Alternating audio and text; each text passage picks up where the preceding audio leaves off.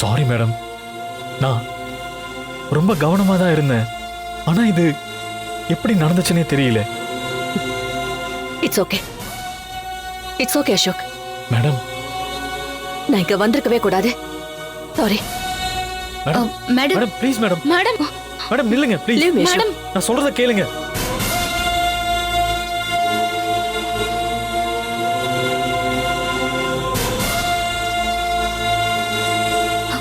என்ன துர்கா இது? எப்படி நடந்திருக்கும்? உன்ன அசோக், அசோக்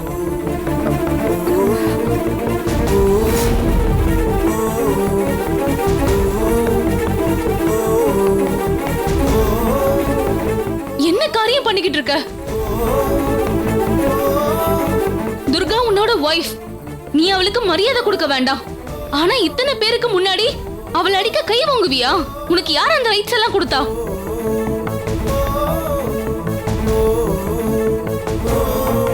ஒருத்தி மனைவியா வந்துட்டா அவளை அடிக்கிறதுக்கும் உரிமை இருக்குன்னு அர்த்தமா? இந்த ஃபங்க்ஷனோட ஆரம்பத்துல இருந்தே நான் பாத்துக்கிட்டு தான் இருக்கேன். ஹஸ்பண்ட் அண்ட் ஒய்ஃப்க்கு நடுவுல சரி வரக்கூடாதுன்னு நானும் அமைதியா இருக்கேன்.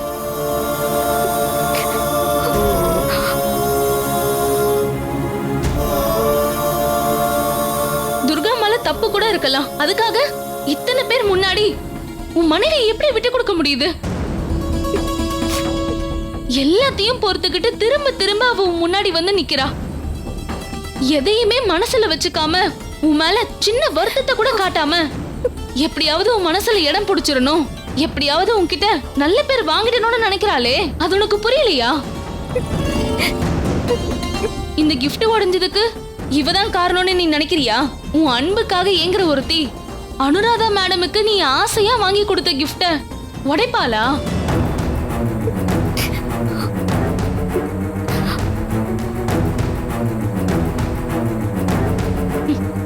மேடம் கோவிச்சிட்டு போயிட்டாங்கன்ற ஒரே காரணத்துக்காக துர்காவை அடிக்க வர்றது எந்த விதத்துல நியாயம்? ஒரு லாயரா இருந்துகிட்டு ஒரு மேல் சாடிஸ்டா நடந்துக்கிற. ஐ அம் வெரி சாரி. நான் இதை உன்கிட்ட இருந்து எதிர்பார்க்கல அசோக்.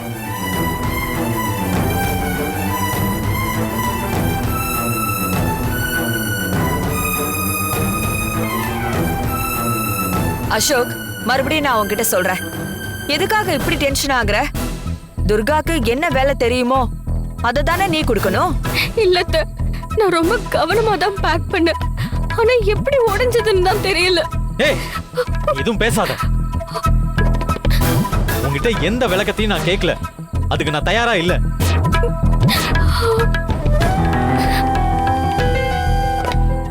அசோக், அம்மா, மறுபடியும் இவளுக்கு சப்போர்ட் பண்ணிட்டு இருக்காதீங்க.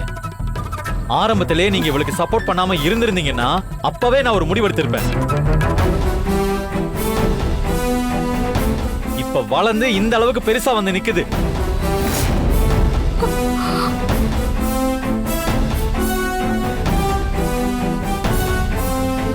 இந்த ஃபங்க்ஷன்லயே நான் ஹைலைட்டா நினைச்ச ஒரு விஷயம், அனுராதா மேடம்க்கு நான் கொடுக்க போற கிஃப்டும் அதை பார்த்து அவங்க சந்தோஷப்படுறத நான் பார்த்து சந்தோஷப்படணும்னு நினைச்ச மொமெண்ட் தான். ஆனா அதுக்குள்ள அது மொத்தமும் சுக்குநூறா உடைஞ்சு போச்சு. என்னால மேடம் வருத்தத்திலையும் வேதனையிலையும் இங்கிருந்து போயிருக்காங்க. இனி இதை எப்படி என்னால சரி பண்ண முடியும்? முடியவே முடியாது.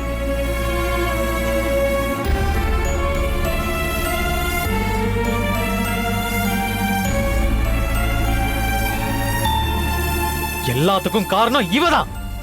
இவ வேணும்னு பண்ணாலா இல்ல தெரியாம பண்ணாலான்னு எனக்கு தெரியாது.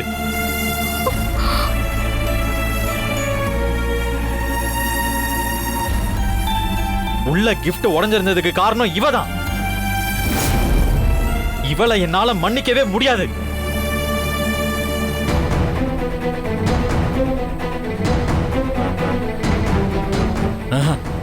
நான் ஒரு முடிவுக்கு வந்துட்டேன். ஏதோ என் உயிரை காப்பாத்துனா அதுக்கு நன்றி கடனா நான் இவ மேல இரக்கம் காட்டினேன். பதிலுக்கு நன்றி கடனா தினம் தினம் என்ன சாவடிச்சுக்கிட்டு இருக்கா. போதும் போதும். இதுக்கு மேல என்னால பொறுத்துட்டு இருக்கவும் முடியாது, போராடவும் முடியாது.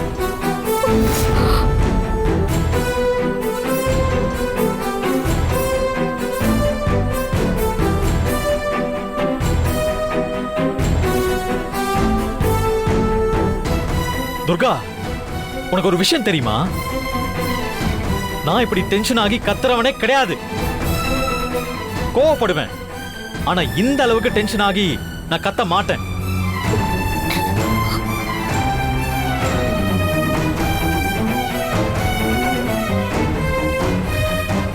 இத்தனை பேருக்கு முன்னாடி வெறி பிடிச்சவனா என்ன கத்த வச்சதுக்கு காரணமும் நீதான், நீதான்.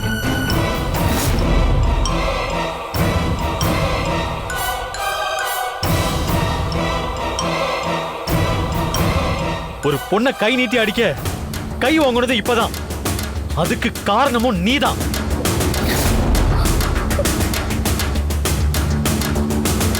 உன்னாலையும் உன்னோட முட்டாள்தனத்தாலையும் நான் என்னோட இயல்பையே இழந்துட்டேன். என்னோட பெஸ்ட் ஃப்ரெண்ட் பூஜிதா என்ன ரொம்ப நல்லாவே புரிஞ்சுக்கிட்டாவ. ஆனா இப்ப அவளே என்ன திட்டுற அளவுக்கு நீ பண்ணிட்ட. இதுக்கு மேல என்னால பொறுத்துக்கவே முடியாது, பொறுத்துக்கவே முடியாது. இங்க பாரு, உன்னை சொல்ற நல்லா கேட்டுக்க. என் லைஃப்ல மறக்கவே முடியாத ஒரு அனுபவத்தை உண்டாக்கி கொடுத்துட்ட. உன்னை நம்புன எனக்கு நீ துரோகம் பண்ணிட்ட. இல்ல சின்னையா, நான் போய் உங்களுக்கு துரோகம் பண்ண நினைப்பேனா? எப்பவும் உங்களை பெருமைப்படுத்தணும்னு தான் நான் நினைக்கிறேன். ஏய், நீ சொல்ற எந்த விளக்கத்தையும் என்னால ஏத்துக்க முடியாது. பொறுப்பான வேலைய உன்னை நம்பி கொடுத்தேன் பாரு, அது அது என்னோட தப்பு தான்.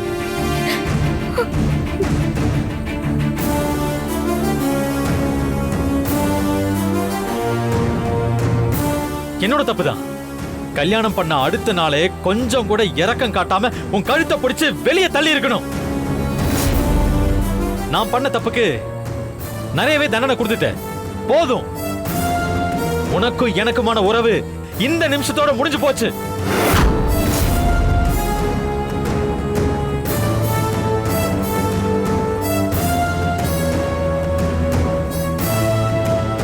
என்ன விட்டும் இந்த வீட்டை விட்டும் நீ போயிடு. சிறு பிள்ளை போலே நீ இருப்பாய், சமயத்தில் தமையன் போல் இருப்பாய், உறக்கத்தில் கூட விழித்திருப்பாய், உன் உயிரை ஊருக்கு பரிசளிப்பாய். என்ன பார்த்து நிக்கிற? போ.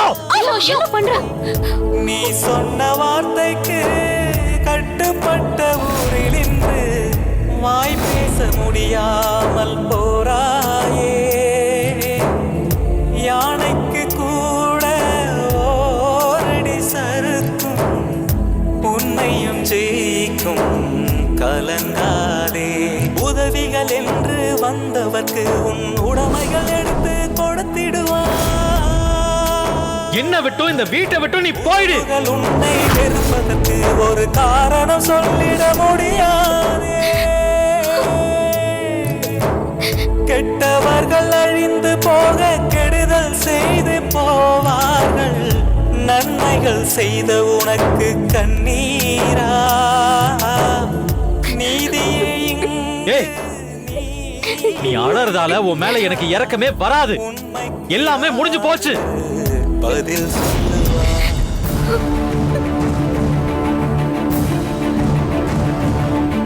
உன்னால பட்டதெல்லாம் போதும். என்ன விட்டு இந்த வீட்டை விட்டு நீ போயிடு.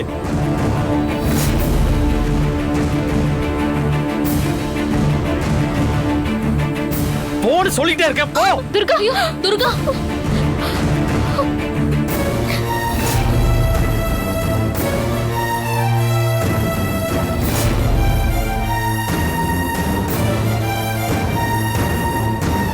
அசோக், நீ என்ன காரியம் பண்ணிட்டு இருக்க? ரொம்ப தப்பு பண்ணிட்டு இருக்க. அசோக், இப்படிலாம் நீ பண்ணக்கூடாதுப்பா. 1000 தான் இருந்தாலும் அவ இந்த வீட்டுக்கு வந்த மருமக. நீ அவ கழுத்துல தாலி கட்டியிருக்க. அம்மா ப்ளீஸ், இவளுக்காக நீங்க தேவையில்லாம சப்போர்ட் பண்ணாதீங்க. அதுக்கான தகுதியை இவ இழந்துட்டா.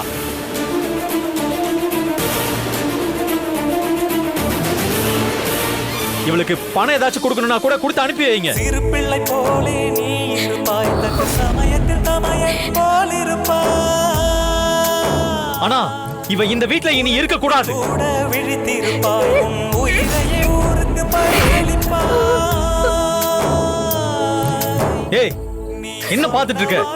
போடி.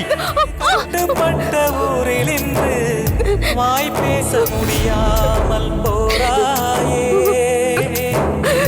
யானைக்கு கூட ஓரடி சறுக்கும் உன்னையும் ஜெயிக்கும் கலங்கானே.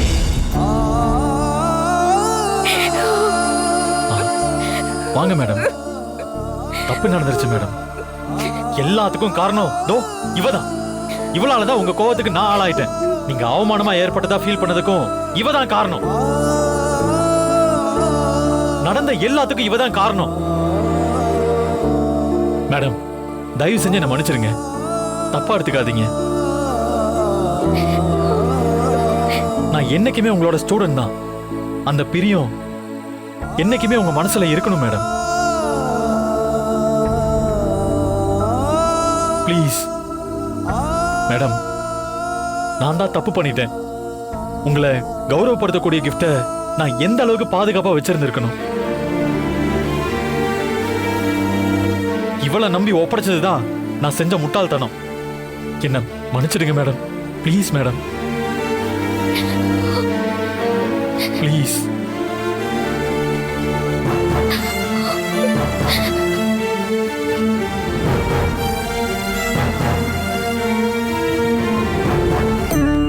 சாரி அசோக், அந்த மொமெண்ட் நடந்த சம்பவத்தை வச்சு நான் கொஞ்சம் அப்செட் ஆயிட்டேன். ஏதேதோ அவசரப்பட்டு பேசிட்டேன். கார்ல ஏற போகும்போதுதான் எல்லாத்தையுமே ரியலைஸ் பண்ணேன்.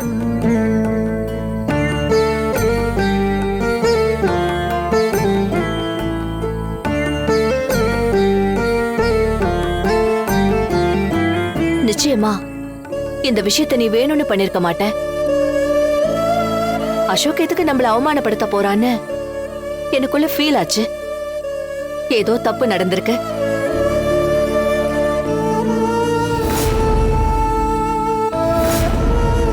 அத உணராம உன்னை சங்கடப்படுற மாதிரி பேசிட்டேன்றத நான் அங்க போய் உணர்ந்தேன். ஐயோ, தப்பு பண்ணிட்டோமே. அசோக் நம்ம பையனாச்சே. பார்ட்டிக்கு நம்மள கூப்பிட்டு மரியாதை செய்யணும்னு நினைச்சவன் எப்படி இந்த மாதிரி ஒரு தப்பா பண்ணிருப்பான்னு நான் யோசிச்சேன். எனக்கே என்ன நினைச்சு கில்ட்டியா இருந்தது. அதான் உன்கிட்ட எக்ஸ்கியூஸ் கேட்கறதுக்காக தான் இங்க வந்தேன். ஆனா நான் இங்க கொஞ்ச நேரத்துக்கு முன்னாடி என்ன தப்ப பண்ணணும் அதே தப்பதான் நீ இப்ப பண்ணிட்டு இருக்க அசோக்.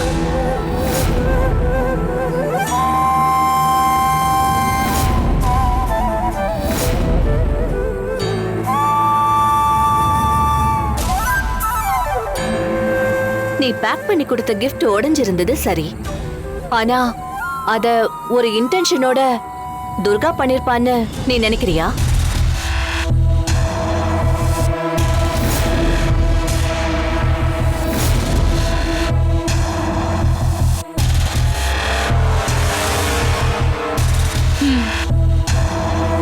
இத பாரு, எனக்கு துர்கா மேல நம்பிக்கை இருக்கு.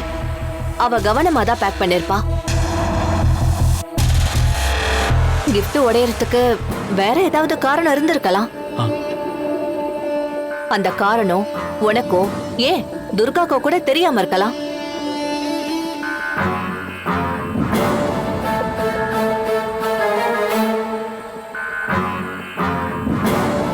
அந்த தவறு எங்க நடந்ததுன்ற விஷயத்தை கண்டுபிடிக்காம இந்த இடத்துல துர்கா தான் குற்றவாளின்னு நீ எப்படி தீர்ப்பு சொல்ல முடியும்? இல்ல,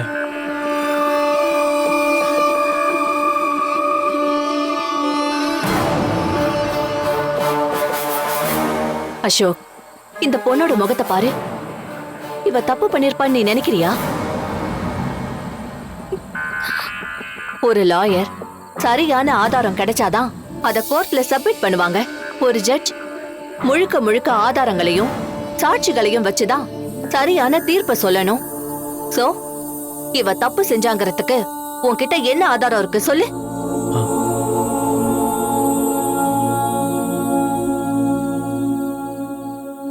அதே மாதிரிதான் நீ எனக்கு வேணும்னே அவமானத்தை உண்டு பண்ணிட்டேன்னு நான் எப்படி நினைக்க முடியும்? அதுக்கு என்கிட்ட என்ன ஆதாரம் இருக்கு? உன்னை நான் எப்படி கோச்சுக்க முடியும்? சொல்லு. அதே மாதிரிதான் நீயும் துர்காவை கோச்சுக்க கூடாது.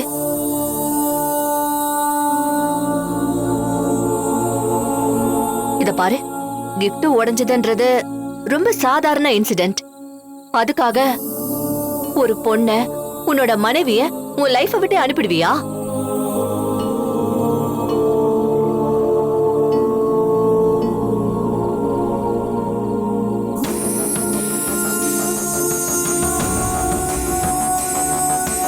இட்ஸ் ஓகே அசோக், நடந்தது எல்லாத்தையும் மறந்துடலாம். நீ என்ன கௌரவப்படுத்தினதா நான் உண்மையிலேயே நம்புறேன். கிஃப்ட்ல என்ன இருக்கு? அது வெறும் ஒரு பொருள் தானே. பட் உனக்கும் எனக்குமான பந்தங்கிறது, நீ என் மேல வச்சிருக்கிற மரியாதை, நான் உன் மேல வச்சிருக்கிற பிரியம், இது எல்லாமே என்னைக்குமே மாற போறதில்ல.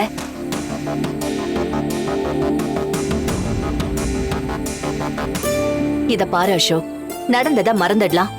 கெட்டத ஞாபகம் வச்சுக்கணும்னு எந்த அவசியமுமே இல்ல. இதை விட ஒரு பெரிய கிஃப்ட உன்னால எனக்கு கொடுக்க முடியும். என் காலத்துக்கும் என்னால அத ஞாபகத்துல வச்சுக்கவும் முடியும்.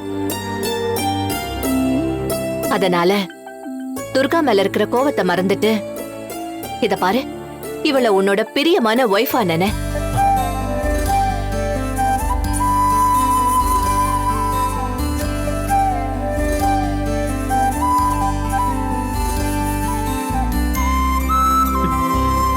ஓகே காய்ஸ், இன்னும் பார்ட்டி முழுசா முடியல. Please sit. ஒரு சின்ன குழப்பம், அவ்வளவுதான். அசோக், ஒரு சின்ன பிரேக் எடுத்துட்டு நம்ம பார்ட்டியை கண்டினியூ பண்ணலாம். நீ போய் ரிலாக்ஸ் பண்ணிட்டு வா. துர்கா, நீயும் போமா. ஃபேஸ் வாஷ் பண்ணிட்டு ஃப்ரெஷ்ஷா வா. போ.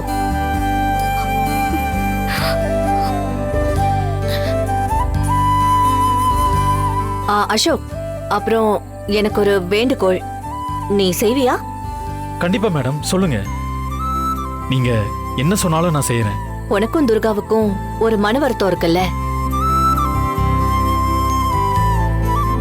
அத போக்குற மாதிரி நீ உன் ஒய்ஃபுக்கு ஒரு gift கொடுக்கணும்.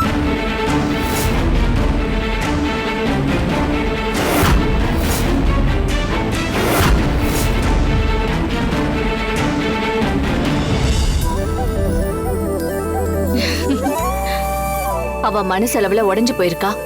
அத சரிப்படுத்துற மாதிரி நீ கிஃப்ட கொடுத்தே ஆகணும். மேடம்,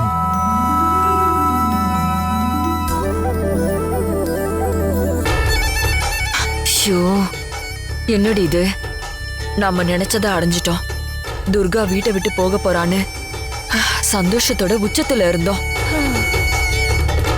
ஆனா வீட்டை விட்டு போன இந்த பொம்பளை திடீர்னு திரும்ப வந்து ஏதேதோ பேசி அசோக்க துர்கா கூட ஒட்ட வச்சிருக்காளே. இப்ப என்னடி பண்றது? அதான் அத்தை, ஒன்னும் புரியல. எப்படியும் இந்த மேடம் சொல்றதா அசோக் கேப்பான். இதுல நாம புகுந்து குட்டைய குழப்ப முடியாது.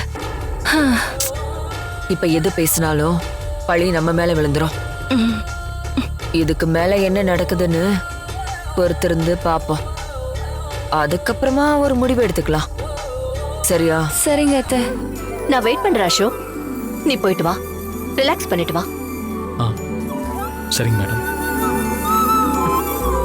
துர்கா, வழியொன்றும் தெரியாமல் வழி தேடி அலைகின்றாய். பிழை ஒன்றும் செய்யாமல் விடை தேட முயல்கின்றாய். தேன் கூட்டில் தீ விழுந்தது, யார் இங்கே என்ன சொல்வது? முடிவை மாற்றிடு. எப்படி தாங்குமோ பெண்ணின் மனம்?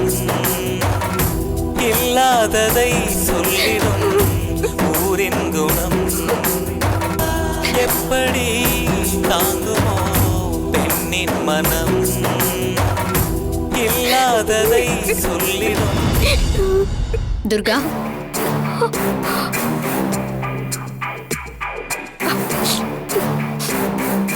வாங்க மேடம், உட்காருங்க. பரவாயில்ல. நானும் வந்ததுல இருந்து பார்த்துட்டு தான் இருக்கேன். நீ ஒரு வேலை செய்யற, அசோக் உன்னை திட்டினோன்னே அந்த வேலை தப்பா முடிஞ்ச மாதிரி இருக்கு. ஒரு தடவை நடந்தா பரவாயில்ல, சொல்லி வச்ச மாதிரி ஒவ்வொரு தடவையும் நடக்குது. நான் இங்க எதுக்காக வந்தேனோ அதுக்கான வேலை வந்துருச்சு. ஜூஸ் கொண்டு வந்து கீழே விழுந்ததுல இருந்து இப்போ அசோக் உன்னை அடிக்க கையோங்குன வரைக்கும் நடந்த எல்லாத்தையும் வரிசையா சொல்லு பார்க்கலாம். எதுக்கு மேடம் கேக்குறீங்க? காரணமாதான் என்ன நடந்துச்சுன்னு சொல்லு. அத்தையும் சின்னையாவும் இந்த மாதிரி வேலையெல்லாம் என்ன செய்ய வேண்டான்னு தான் சொன்னாங்க. ஆனா நம்ம வீட்டுக்கு வந்தவங்கள நாம தான் கவனிச்சுக்கணும்னு நான் தான் ஜூஸ் எடுத்துட்டு வந்தேன். அப்போ ஏதோ தடுக்கி விட்டு மொத்தத்தையும் கொட்டிட்டேன். வெயிட் வெயிட், தடிக்க விட்டு கொட்டினியா? எது தடிக்க விட்டுச்சு? அது சின்ன கம்பி மாதிரி என் கால்ல பட்டுச்சு. அதனால தான் தடுக்கி விழுந்துட்டேன்.